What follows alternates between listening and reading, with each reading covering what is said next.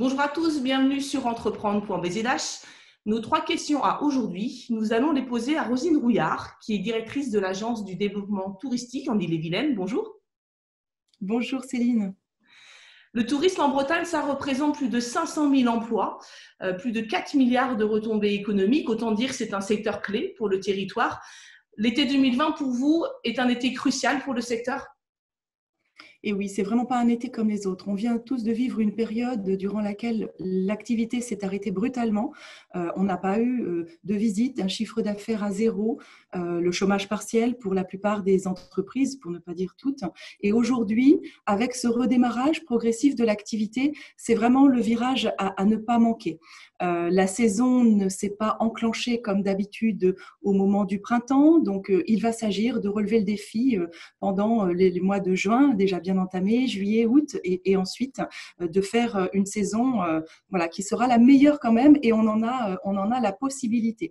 Ce que l'on observe aujourd'hui en termes de reprise d'activité, c'est effectivement déjà une certaine fréquentation à nouveau, mais malgré tout assez calme, avec effectivement des réservations qui peuvent avoir redémarré, mais encore beaucoup d'annulations, ce qui engendre encore une certaine inquiétude, vous le devinez bien, auprès d'un certain nombre de professionnels. Alors, ce qu'il faut faire, c'est rassurer. Il faut pouvoir expliquer aux clients que les professionnels se sont organisés, que tout ce qui a pu être fait pour rassurer, pour sécuriser, pour avoir un protocole sanitaire, des gestes barrières qui soient à même de sécuriser l'ensemble, il faut montrer que tout cela est là, et il faut bien évidemment donner envie de pouvoir se réaérer, redécouvrir de grands espaces. On en a tellement manqué pendant cette période.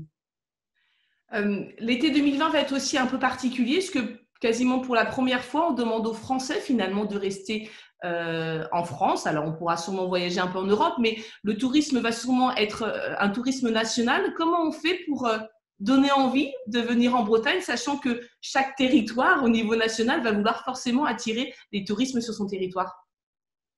Et oui, alors en Bretagne, on a quand même une chance, c'est qu'effectivement, il y a une belle perception. La Bretagne est aimée des Français. Rennes est à 1h30 de Paris par le train, on a 2 aéroports, et puis le maillage, je dirais, routier permet de venir nous voir facilement et dans de bonnes conditions. Donc ça, c'est le premier ingrédient.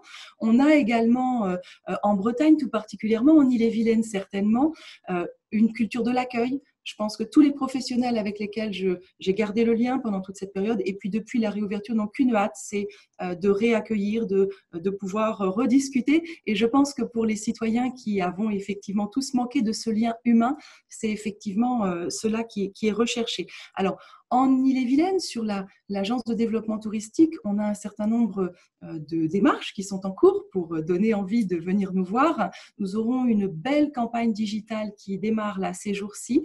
J'en dirai pas beaucoup plus, mais on a en Ille-et-Vilaine une palette de paysages, de grands espaces, d'espaces naturels à voir, et c'est donc tout cela qu'on pourra mettre en avant. On a également organisé l'accès à l'information.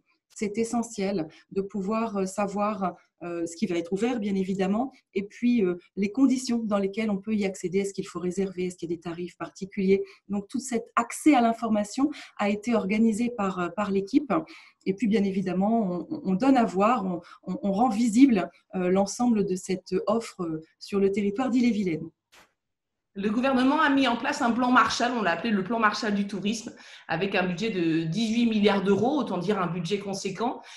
Certains professionnels du tourisme se disent que c'est peut-être le moment aussi de faire différemment. On l'a beaucoup entendu, évidemment, pendant le confinement. Est-ce qu'il y aura un après-confinement? Comment est-ce que ça doit être?